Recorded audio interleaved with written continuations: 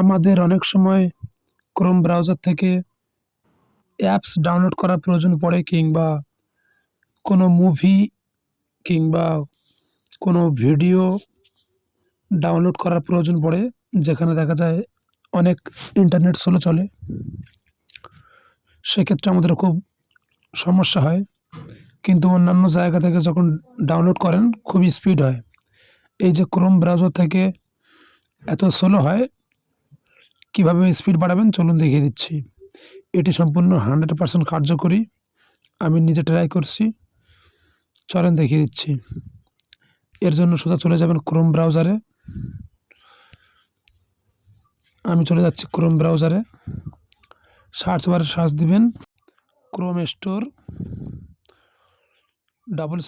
/Flax,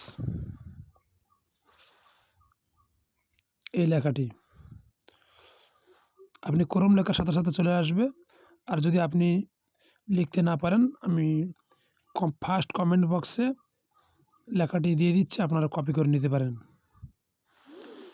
এখানে tap দিবেন।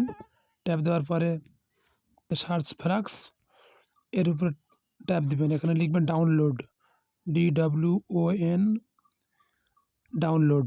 Download লেখার পরে এখানে দেখেন একটা লেখা আছে ডিফল্ট। ডিফল্টের উপর ট্যাপ দিবেন।